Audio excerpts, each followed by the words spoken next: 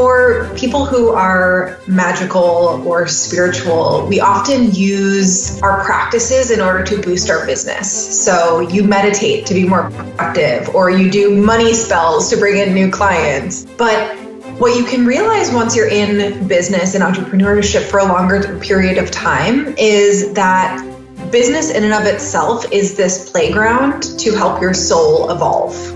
You're listening to Sam Garcia, my special guest on today's episode of the Subscription Entrepreneur Podcast. Sam is the founder of a digital marketing agency called Dirty Alchemy, where she helps entrepreneurs, experts, and coaches grow their online businesses. She's an expert in everything from launch strategy to funnel design and content marketing. I'm really excited to share this episode with you because Sam has a really interesting and unconventional approach to growing online businesses. You see, Sam views the act of building your business as both a magical practice and a form of spiritual development. We have an expansive yet practical conversation that touches on a lot of things I don't hear many entrepreneurs talk about, like what it means to externalize your energy as an entrepreneur, the process you can go through to meet the soul of your business, and how to tune into your emotions and nervous system for guidance. This is a really fun and engaging episode that I hope you enjoy as much as I did. One last note before we get started.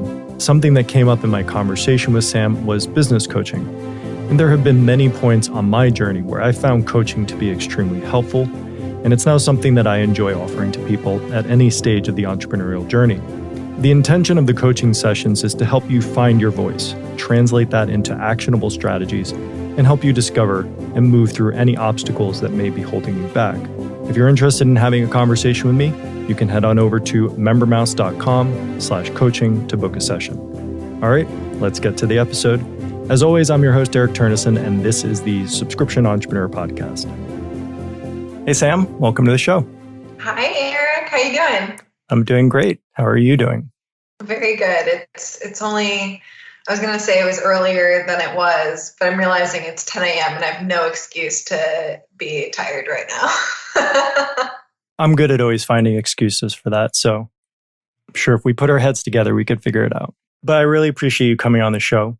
And we were just chatting a little bit before this, how I discovered you. And one of these synchronicity things where in my Spotify, you were recommended as a podcast, and I saw you and I was like, oh, I would really like to interview this person on my episode. Just like the title of your podcast episode seemed very intriguing to me. So before we dive into all these interesting things, can you just tell us a little bit about your background and give our listeners a high-level view of who you are and what you do? Yeah, so I run a digital marketing agency, specifically working with spiritual entrepreneurs, usually authors or course creators, and to get their big work out into the world, and also do consulting. I came into the field just a little over a decade ago. There was a brand that I was in love with, and I really wanted to work with them, and they had a marketing admin position, part-time marketing admin position open. I just applied for it, and then eventually, over years and years of continuing to work with really cool companies, got to officially be agency status. Mm-hmm. Now, I love this term, spiritual entrepreneur. And the reason I like it is because when you say it, it's one of those things where you just kind of like throw it around like, oh, spiritual entrepreneur. But the vibe of when you say it shows that there's a lot packed into those two things for you. So I wonder from your perspective, like when you say that, what is a spiritual entrepreneur? When I use it, I usually think of it as people who are using spirituality in their work and they're trying to not improve, but change consciousness on the planet through the work that they put out into the world. People could also be a spiritual entrepreneur if they just happen to be an entrepreneur that is spiritual. But in this case, I'm talking about people whose businesses, there is this thread of spirituality that is within it. Mm-hmm. That makes sense. And I think, one of the things we talked about earlier was how you view business as a magical practice. Can you share a little bit more about this and how it impacts your own business and the work you do with clients? Yeah, so for people who are magical or spiritual, we often use our practices in order to boost our business. So you meditate to be more productive, or you do money spells to bring in new clients. But What you can realize once you're in business and entrepreneurship for a longer period of time is that business in and of itself is this playground to help your soul evolve. So some people say that relationships or love is this place where you really get to bump up against your edges and improve and evolve. But I completely agree. As someone who has been with my husband and we've been in and out of crazy shit together, like for sure being in a relationship has that. But also in entrepreneurship, in business, this is this place where you can really grow. And I mean, if you've ever done an online launch, and I know your clients, your customers have memberships, so they probably do online launches. And I've never seen a better place for you to really practice and evolve spiritually than how you actually hold yourself within these places. Because I remember one of my first launches I did for my business, it was a high-end mastermind group. And my goal was to get 8 people in. And the launch was this, usually a launch is maybe 2 weeks or maybe a month if it's really pushing it. And I ended up promoting for 3 straight months. And no one joined until the final 2 weeks before the program started.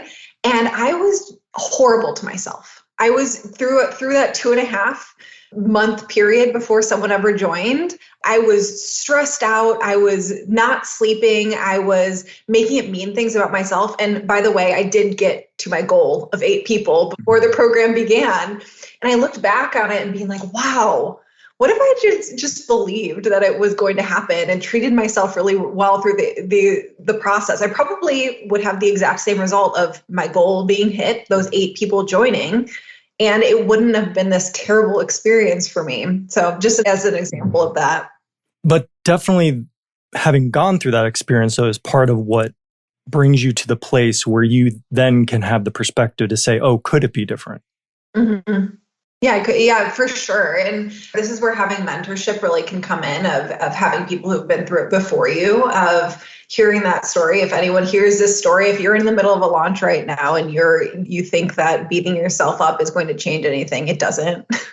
It won't. Instead, you can connect in with that future version of yourself and resource energy from them in order to help believe the process and not torture yourself throughout it. Yeah, because you mentioned earlier, how our businesses and relationships and things are actually things that help us in our evolutionary path. And so I think, in all of these areas, relationship, entrepreneurship, like anything where you have models of people who have made it, quote unquote, that have succeeded, I think that sometimes people eagerly want to bypass the journey and just arrive at the success. And to me, what I've seen is that becomes very detrimental. And just the approach or the mindset of thinking that there's a way to skip some work or some discomfort is in and of itself something that creates stress. I remember there's this one business owner or personality, brand, face of a brand. Her name's Brooke Castillo. She has, I don't know how much she made in the last year, but she's an 8-figure business, online business. So very successful in this realm. And I remember her classic question she asked, would you rather have $1 million in your bank account or know how to make $1 million? And she would always say knowing how to make $1 million and going through however many years it took you to get there is so much more valuable than someone handing you $1 million. Because if whatever happens in life, if you do a bad investment or your business is taken from you or whatever happens, you know how to do it again. And there's so much power in that versus just winning the lottery and something or having an inheritance, which great. Let's all have that too, but there's so much more power in actually doing it yourself and going through and becoming the person who's able to do that. Yeah. Yeah, for sure. It makes me think of, when you were saying that, it makes me think of its consumption. Like we think of our capacity to eat a particular food, a quantity of that particular food, right? Like say you can eat a spoonful of peas or a cup of peas and that feels really good for you. But for some reason in some world, peas are this amazing thing and people really look up to them. And so you really want to consume a pound of peas. Well, if you do that, you're going to get sick. And it's the same with money. Like it's a form of energy that you have to develop and earn a capacity for what flows to you. And what shows up for you is what your capacity is. And so if, people win the lottery, we don't always hear good stories about people having windfalls of cash. A lot of people say they want that, but when it actually happens, it's actually in misalignment with what their capacity is. Naturally, they didn't attract that into their life in terms of something that you've said about externalizing your energy. So dovetailing that into this concept of externalizing your energy, can you explain what this is in your work and how you work with guide clients through this concept? Yeah. So externalized energies is most people that I work with, they are either they start off as a solopreneur and their business is growing, or maybe they're even the face of their brand. And it is so easy when you start a business from the ground up to pretty much consider your business as an extension of you. Money comes in, it's my money, and everything that is happening in the business, I do it. So it is this extension of yourself. And when you actually want to grow a business that doesn't require you to be chained to a desk, you need to start actually separating yourself from the business, even if it's just in your own head.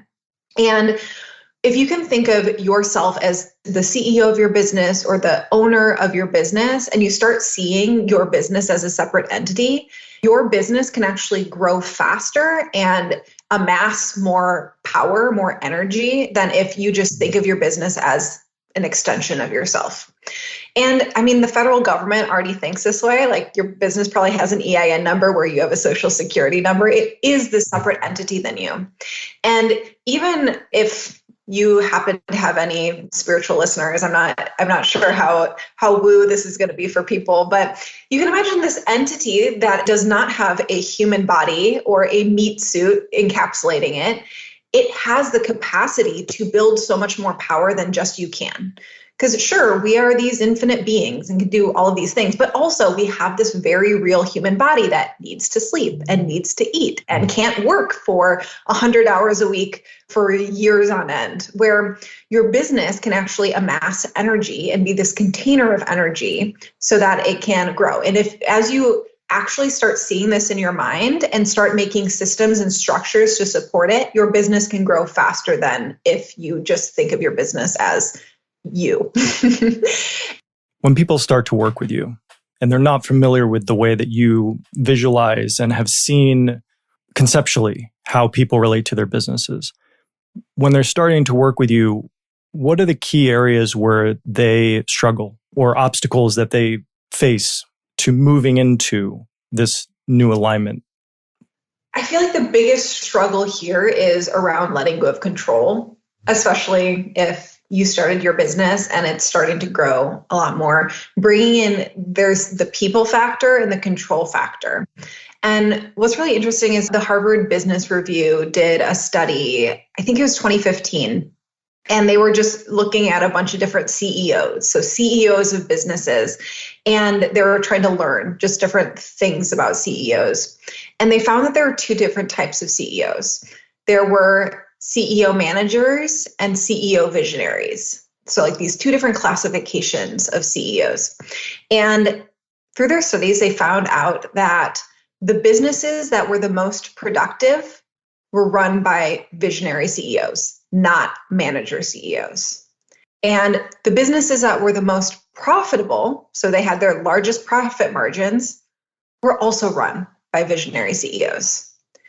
You can think of this like a CEO who's actually involved in the day-to-day and managing things and managing people. They actually have less productive, less profitable businesses than these visionary CEOs that are kind of in our heads or from media or collective consciousness, whatever, of what we think of as a CEO, of this visionary higher up in the C-suite, in the higher levels of the building, whatever. The people who could actually get out of the day-to-day and let go of control and set up the structures and the people in their business to take over and actually run the business for them have better businesses. So to answer your question, letting go of control and trusting your team are huge barriers. But once you actually unlock that, that is actually the answer, the key to more productive, profitable businesses. Yeah, that makes a lot of sense. Leveraging the power of community, other people's energy, input. Yeah, it's definitely something I can relate to in my own journey. And it seems as if it felt like, from my perspective looking back, that there is a natural point in the business where it actually asks you to do that. It's almost as like the growth cycle of a business is something similar to a plant, and it goes through different phases. And at different phases, it requires different levels of nourishment from different types. In the beginning, the roots require from the earth a lot. And then, but as it builds more leaves, those leaves collect sunlight and it can utilize the sunlight. So I'm just envisioning that team members are like leaves. There's the main part of the business, this trunk and root system, but it's a leveraging. It's using this technology of a leaf to gather more energy so that it can then collectively, that entity can then continue its growth. And if we're playing with time, which we ultimately have to do within a business, just realizing that, okay, let's say you have a 40-hour work week as the standard. You just having other people within your business amplifies time. And exponentially, like suddenly, if you have one other person in your business, it goes from a 40-hour work week to an 80-hour work week. That you're 80 hours of time that your business owns, not you. And then as you keep amplifying out that time piece, it's so huge. And I have so many good examples of this during the pandemic, where I work with a lot of women, and I mean, having babies is a big part, and going on maternity leave, if you're a business owner, is a big deal, because you actually have to structure this in and think about it. And one of my clients, it was before the pandemic, so it was 2019, she had her first kid. And so she just physically didn't have as much capacity to work and had to go off on maternity leave to look after her child. And her business finally crossed over from the multiple six-figure to the seven-figure mark during that. And another business owner, another woman, she had to homeschool her two kids during the pandemic because the school system wasn't great around her. So she had this serious time limit constraint there just weren't enough hours. So she had to delegate more. She had to rely more on her team. She couldn't micromanage as much as she was compulsively doing.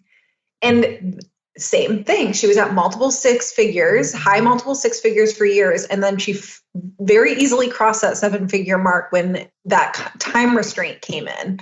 So just reflecting back that so many business owners have this really hard time letting go of control. It's almost like you have this adult child that needs to move out of your basement, and maybe you desperately want them to move out of your basement, but you're still keeping them in your basement and giving them an allowance and all the things, when really, in order for it to thrive, you need to, and the metaphor here, of course, is with your business being this adult child that needs to move out, and you need to let go of it. And we play this huge role of our holding on. Yeah, and while you're talking, it's making me think about somatic experiencing. One idea there is this tracking the charge. When you're confronted with something in the world, that you feel a sensation in your body in response to that. It's usually like a constriction of some kind. And the natural trauma cycle within the body is to constrict and then expand and release. And so when you were talking about that, I was thinking, like expansion, growth, success, like the things that we work for, when they actually come, and all the times they've come for me, it's not usually a pleasant experience in 100%. You envision it a while back when you were shooting for it, that, I want to shoot for this, and when I get there, it's going to be great. But ultimately, success is the thing that happens at the end of growth and expansion can be uncomfortable. So when I hear you talking about this, I'm feeling that what's actually happening is we're resisting our own growth because it's new territory. It's something we're not familiar with.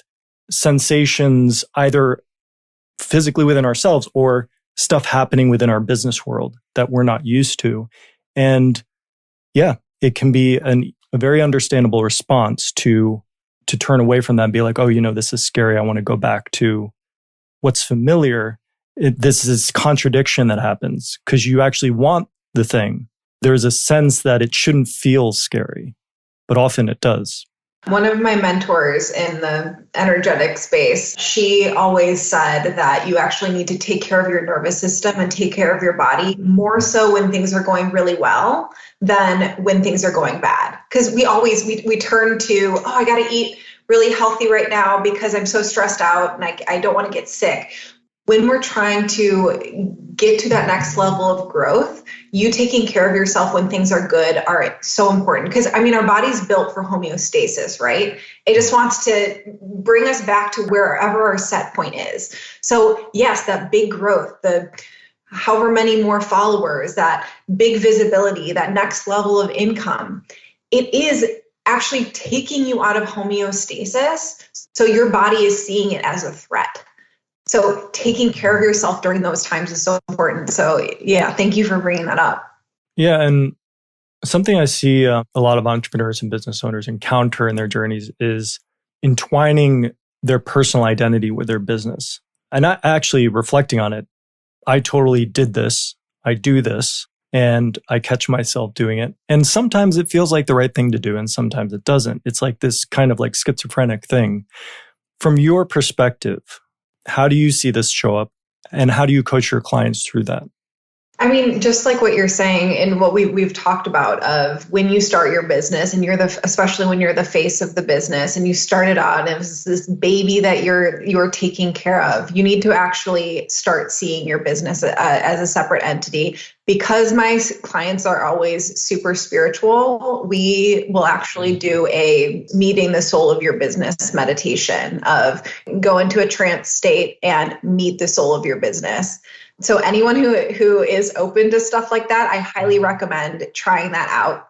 So taking yourself into self-hypnosis or into a trance state and inviting in the soul of your business. And not only does this help you separate the identities out, but this can actually be an ally for you. Some people say that the soul of your business chose you to channel its mission into the world. Like that's different than like your sole purpose is your business. No, your business as a separate entity than you chose you to channel its mission into the world. And you creating that structure and separating it out and being in alliance with it is incredibly powerful. And you separating that out is that key part. It's a really beautiful thing to reflect on. And I want to ask clarification on this because I know it's really hard to talk about these things because we're using words, right? But you're trying to point to something and reference something that is more of an innate, natural process of some kind. And there's a particular vocabulary. Now, many people have different vocabularies they're like. So I would like to try and help people recognize that even if they're not familiar with the terminology you're using, that this is something they're familiar with and they've probably experienced. Like in my mind, when you were talking about that, I was thinking about Steve Jobs and Apple. And really like any major successful business person who's become a personality and gets interviewed and somebody asks them, how did this, for the idea, right, first come to you to start this business? And they'll tell some story about when it first arrived to them. That they didn't necessarily intentionally say, I'm going to go into a trance state and open myself up to get this vision to then guide me on my business. But that's what it was, right? So this can actually be an empowering thing where a lot of people, as they grow their business, it can feel like they're putting themselves into a box of the face that I put out into the world for my business. Suddenly I should cut off these other aspects of my personality. When really, if you can think of it, as we're externalizing the energy of reputation, it's not you, your reputation. We're actually addressing the reputation of your brand. This is what branding is. And putting that onto your business, you can be this weird multidimensional person with you suck at doing dishes and you hate meeting strangers and someone else grocery shops, whatever, like these things that you wouldn't like want to actually put out into the world as the CEO or business, the founder of your business. That's okay because we've actually separated out your personality and reputation and realize that your business is responsible for having its own reputation and its own brand. Another thing that came to me while you were talking about that is this idea of alignment. It's been my experience that people who say they want to start a business, sometimes that's not exactly what they should do or what they actually want to do. So is there something you do in your practice with your clients where you actually first even assess, like, okay, are we in the right place? Is what you're like, do you always 100% believe when somebody comes to you and says, I want to start a business that does ... that's exactly what's in alignment with them, what they should be doing, and what would be ultimately successful for them and who they are? Yeah. So I honestly don't work with new businesses or businesses that aren't established yet. I work with people with established businesses, but this problem does come up with them too, where especially right now, we're recording during eclipse season, which is highly charged time astrologically and collectively. And I feel like every person I talk to wants to burn down their business right now or like their relationship. Like everyone just wants to get rid of their business. And what I always come back to is alignment doesn't mean if it's not aligned, we drop it. It can be a 1% change that takes you back into alignment, or a 20% change. So just because things don't feel right now or aligned with what you want to be doing in the world doesn't mean that some very simple changes couldn't happen. And especially if you're willing to blow up your business right now, you have nothing to lose. So the thing that you desperately want to do in your business right now that you couldn't do because of whatever restraints you have in your head around why you should be doing that, you're willing to get rid of it. So why not just try the things that you were so afraid of doing, or the changes you were so afraid to make, to try and get that 20%, 10%, 1% back into alignment? One other thing with this point is realizing that your business doesn't have to be your sole purpose. And we all go through these phases. The business that you started in your 20s might not be the same business that you want to be running in your 30s. And maybe that does mean getting rid of the business, but it could mean selling it. It could mean being the owner while someone else is the CEO. So just because things don't feel like they're in alignment anymore doesn't mean that there aren't changes that you can make or you can't still be profiting from it. But to scoot back to your original point or question which was around, I want to start a business, but there's like, what are the questions to ask before you get into it? Things I would ask is, can you imagine yourself doing this 10 years from now?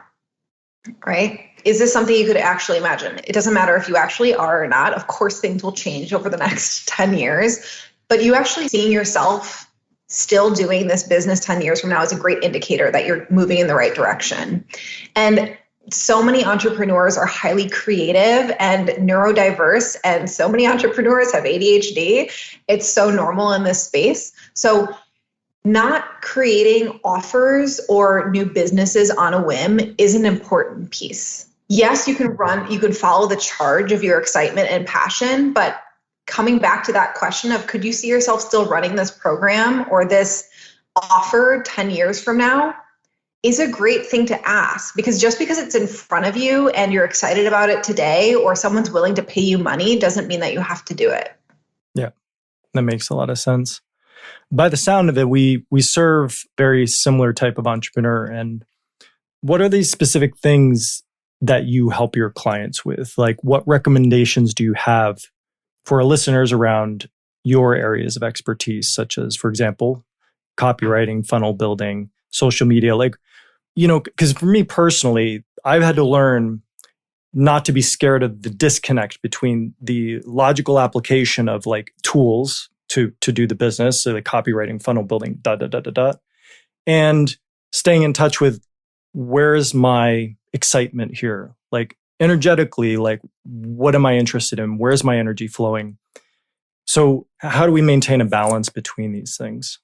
It is so nuanced. I will try my best here, but not all things are going to apply to all people. Like if you are already you already have an established business and you have an established audience and people love working with you. That's very different than someone who's just starting out and you have to take care of your nervous system of just being seen at all and wondering if your peers from what your peers from college or your ex-boyfriend is going to think about you. It's just a very different place to be, and different recommendations, where if you're in the more beginning stages, sticking to one thing and talking about it over and over and over and over and over again is actually important. Where some people are like, oh, I'm going to be so annoying if I talk about my offer every single day. When if you look at statistics, if you look at marketing statistics, people are more willing to purchase things that they're familiar with. It's a really basic marketing statistic. So there's this familiarity piece. So you talking about something over and over again and sticking to it for longer than even feels comfortable is an important part, where people who have this more established audience and they have this track record and they have the testimonials and they have past buyers, it is a little easier to follow that passion and that spark and that desire because you already have people willing to buy from you, especially if you gave them good results in the past. Yeah, and it's bringing back into mind that whole analogy of the seed sprouting. Like, it's a very different process of just germination, and then before there's anything above ground, that's such a different alchemy going on there than when stuff starts happening above ground, because you got it rolling. And beginnings can be challenging. And I agree with you that repetition, consistency, showing up, because the challenge about the beginnings is you have no context, perception to have any insight into what you're doing or if it's going anywhere. You kind of have to have that blind faith in the beginning that you believe in something and you care about it. So just do that. And when you're feeling something new that may be comfortable or uncomfortable, that's just part of the process. Keep going. Yeah. My own business growth was something that I'm like, I wish everyone could do what I did, where I sold high end from the beginning of packages and marketing retainers and stuff like that. So I didn't have to build an audience and had a lot of cash flow growing up to just building my business. And then once I was ready to actually start building an audience, there was so much more sufficiency and safety in it because I wasn't relying on having to build an audience at the same time as building cash flow. So that's a little something there where like realize that if you're worrying about money at the same time as you are like terrified to be visible on the internet, like you can absolutely do it. Full faith in you. It's just, it can be a little harder and it's stressful on your nervous system. But I do want to go back to what you had asked, which was around like general recommendations around different areas that I work in. So I'm a rapid fire. I'm a Gemini rising, so I can kind of be all over the place and be rapid fire. So I'm here for this. For copywriting, I think your greatest superpower is being in tune with your emotions. Most people I know are not in tune with their emotions at all, and they're completely unwilling to feel their emotions. But when you can actually use your body as this tuning fork of feeling and feeling sensations, suddenly when you're writing and when you're reading and when you're editing, you can actually feel how your readers are going to read. So if you're writing a sales page and you start tuning out, you're like, oh, I should just probably delete that section, or like something needs to change here. Versus like if you're captivated by your own writing and you're channeling this energy while you're actually writing, there is total biological reasons why this works. Because the way that human brains were evolved from around the campfire, right? We're all storytellers. So you actually learning how to write stories and channel emotions into those stories is going to make your writing more powerful. And this is not standard copywriting advice. This is like the slightly higher level weirdo version of copywriting. Because yes, you talking like yourself, talking like you would talk is an important thing. Like that's a standard copywriting advice. You channeling your emotions so that people can feel it when they're reading it, that's a more advanced technique that anyone can tune into. Other general advice I give for people in the online space and using online marketing is to build a house where you own the land. And maybe you guys have talked about this before, where if this is a metaphor in case I was a little confused, right? because we were talking about how you were literally just doing that. I was like, wait, so I need to go buy some land in Hawaii and build a house. All right, I'll do it. Yes, you do. This is my advice for everyone.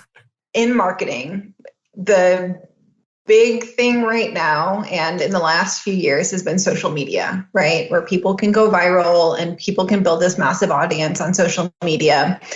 And also time and time again, people are given examples of how unsafe it is to have your entire marketing plan on land that you don't own. Because with social media, you don't have to pay to be on it, right? I mean, that's a huge asset. There's no barrier to entry. But if you think about it a little more, you realize if I'm not paying for this, then I'm actually the product. So I forget what year it was. Maybe it was 2005 or 2015. But Facebook, it used to be something where people spent hundreds of thousands of dollars to build up their Facebook business page audience, to get more likes, to get more followers. And it worked really well. The algorithm at the time made it that whoever your followers were would see your posts. So it was just a great idea to buy a bunch of followers on Facebook and buy a bunch of likes. And then overnight, the algorithm changed, and all the money that they spent was essentially put down the drain, because the algorithm changed so that it didn't matter how many followers you had. Business pages pretty much got 0 views. This was not a slow change. This was like an overnight change. And then anyone who's been marketing on Instagram over the last 12 months can feel this very strongly, because suddenly, where it was a platform where you would share beautiful pictures and posts, now unless you're essentially creating TikTok videos or videos in general or anything under 15 seconds, they get 0 views. They get no views at all. And even a few years ago with Instagram, it used to be as soon as you posted, anyone that followed you could see it. For now, it's this echo chamber where it depends on what they're viewing and whatever. It doesn't matter if they follow you or not. So the metaphor of building a house on land that you own is you don't own social media. You are never going to be in control of the algorithm. You're going to have to pay attention to it for as long as you're on it. That doesn't mean you shouldn't use it. You should absolutely use it. It's a great free tool, but you don't want to build your house on it. Things like email marketing, and every year people say email marketing is dead. Someone new is saying email marketing is dead. But if you actually look at the statistics, the place where most people purchase and the place with the highest return on investment is actually email marketing. So you building your email list for decades now, like literal decades, it has been the best marketing tool you could use. Having a website that people view is a very smart idea. So this is where SEO, or search engine optimization, is a very, very smart idea, where instead, most of my clients are marketing on Instagram and they desperately want to get off. And this is where, because of the algorithm, because of how much you have to do, like you have to post on stories multiple times a day, and you have to make these little stupid videos multiple times a week over and over. It's this constant cycle. Something like search engine optimization, which is essentially creating pieces of content that people would search for on the most basic level. It makes it so that your website gets traffic. This is a house that you own. Your website is land that you own. Your email list is land that you own. It is going to make your business so much more stable, and it's going to make you so much more sane. And have sane people follow you. Because the thing is about that behavior of, 3 stories a day and all this stuff, like the people who have the attention span that pay attention to those things are a different vibration of the people who maybe you want to be working with. That's such a good point. Some outliers would be where Instagram and Facebook and TikTok are engagement social media. Things like YouTube and Pinterest are search engine social media. They're still a social media platform, but their algorithm's a little different. So it can be a safer place if you are still drawn in on social media, where Google literally owns YouTube. So YouTube and Pinterest, they both work like search engines. So you create content that people would search for, and it's not something where you constantly have to be in front of people and engaging in the new stuff and the flashy and whatever. Another one that of like example of land that you own would be a podcast. Like we're here, right?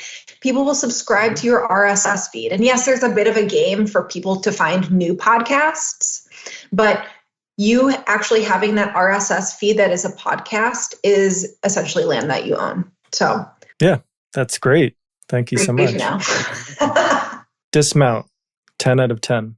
A vision that I was getting while you were talking about that was, because the question is, I think that for me anyway, it's important that I have some of my heart in my business, some of my passion, some of my enthusiasm.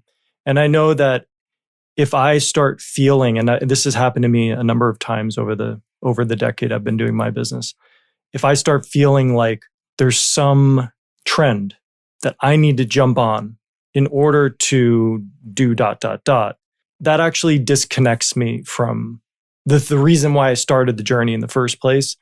And it's essential. It's not like that I shouldn't do those things and that shouldn't be done. But at this stage, I have enough experience to discern between, okay, yes, that's something that will be useful for me. It's something I should spend my time on, this technology, this tool. But when I was starting off or at some other times, it's not so easy to discern. And the challenge is, I think, I'm just visualizing this. You want to cross this. There's these two land masses in a space between you. You want to build a bridge between them. That's your passion. That's your vision. And you're walking up to it. You can see it in your head, that bridge. But as you're walking up, there's all these stalls of people trying to sell you things and tell you, oh, hey, that's not going to work. You need to do it this way. Oh, you're going to need this special wood, or you're going to need this special rope. And I think some of these people have very convincing voices. And you could lose your own compass. You could get discouraged and think, oh, I do need to do that. So does this make sense to you, what I'm talking about? And if so, how do you navigate that with people you're working with? Like, when do you trust and just do you, whatever that is, and in time it will come? Or yes, this is a shortcut. This is a strategy. This is a tool that will absolutely aligns and will help you go forward. And it's not just like a flash in the pan. Mm-hmm. So I like to think that most people are purchasing energy. When they're buying from you, they're trying to buy your energy, which is a great thing that you can completely be in control of. In your example of there's two mountains and you're walking a bridge from one mountain to the next, and you see these carts next to you of people trying to sell you things, which are the ideas of how you should run your business. Realize that you've just put yourself into the consumer state. Instead of you being this beacon of energy that people want to buy from, you are becoming the consumer that is buying from someone else's energy. So realize when you're like passing by those carts and you're like, oh yeah, like I want that thing. You're just trying to buy certainty. You're just trying to buy whatever, or peace or excitement or whatever energy that they're putting out.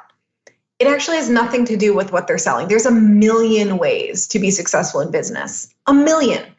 There's no one right way. And if you can 100% go and be like, you know what? I feel really connected. I see their testimonials and their case studies, and I like how their business runs, and I like their profit margins. And like, yes, I want to follow their formula. Great, go do it. Follow that intuition. But also realize that you are in that consumer state and you are purchasing their energy, when you can also simply be the beacon of the energy of, I'm super excited and passionate about Instagram right now, and I'm going to go and light my beacon over there because that's where my excitement and passion lies.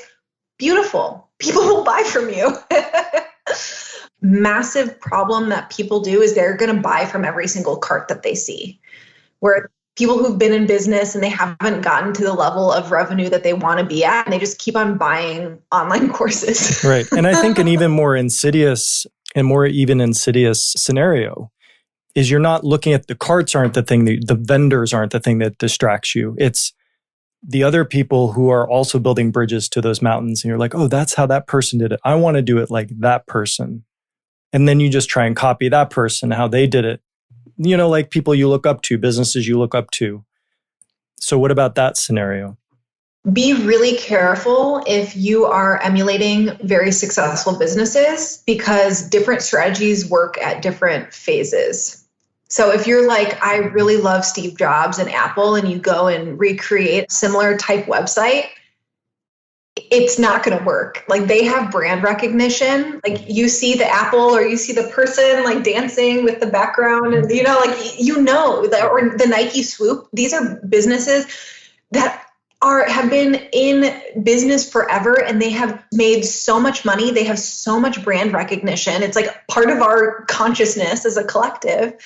You can't copy them. Go and copy what they were doing however many decades ago when they were just getting started, right? Like, you don't want to cut it. You can learn and be inspired by businesses like that, but don't straight up cookie cutter follow them, because it's not going to help you at all. It is really challenging, though. People should know. These siren calls are very challenging to ignore on the path, because, we're talking about business, but the reason it's such a powerful tool is it's no different than areas of our life. In school, what are the popular kids wearing? I want to be seen. I want to find my voice. I see that person found their voice, and they have people around them who admire them. That's the way. But this is all about finding out who we are. And it's not meant to be anything. It's not meant to be easy. It's not meant to be hard. It's not meant to last 5 years or 10 years or any amount of time. It's not meant to yield a certain amount of money. I like what you said is like, people are wanting to engage with our energy. And it goes back to what you said, the power of when you're copywriting to get in touch with your emotions. Like, the more that we get to know ourselves, the more that naturally we'll be sharing ourselves regardless of what we do. And that's what people want to connect with, that authenticity. And the only way to get that is to actually go on our individual journeys, see, face the challenges that come up in our lives, sit with ourselves, do a meditation, and tune into those smaller voices, those stars within that only show up when we let the sun go down and turn all the screens off for a little bit, So entrepreneurship is the modern day journey of the warrior, I think. But people don't understand that, right? Because all they want is, they just want the acclaim and the things that the person gets at the end of the journey, and to skip the whole journey part. And that's where you're prime fodder for any of those vendors trying to sell you something or emulation, because you're not following your own compass. Another thing that has come up a lot recently is that feels relevant for the vendor in this vendor metaphor. It is completely and totally fine and beautiful to build a lifestyle business where, instead of you're trying to get 2, 7, 8 plus figures and have this global brand and all these things, instead just have a very simple business that provides you the lifestyle that you want to be living. And for most people, like, it's going to be, your salary is 10 to 20 grand a month for most people, right? And you building a business that gives you that and doesn't cause you a lot of stress and is not something you have to spend decades building, like, that is a beautiful goal. And I don't think enough people talk about it. They're like, everyone's talking about like the flashy cars and the bigger and the better and all the things, which is just, a byproduct of consumerism, right? So I'm just going to throw that little tidbit in the ring, especially for your audience. Absolutely. And the fact of the matter is too, is like, everything is a lifestyle business, but some are chosen consciously and some are unconsciously chosen. A conscious lifestyle business. Conscious. Because when we do the businesses, we live it for sure, for better or worse. This has been really great. I so appreciate you sharing all of this with us and with me. Before we wrap up, do you have any additional parting words of wisdom from your journey that you'd like to share with our audience? Just something that comes to mind. The thing that comes to mind is that your business and your path of entrepreneurship can be exactly, and we've mentioned this a few times today, but it can be this way that you are excavating your true authentic self from you, and you're putting yourself in the ring over and over again to show up and show up more and more and more like yourself. And you don't have to do that. Of course, we can put this alter ego forward and be safe, and there's nothing wrong with that. But there is such value and beauty in using this opportunity to really get to know yourself and to really show yourself to the world.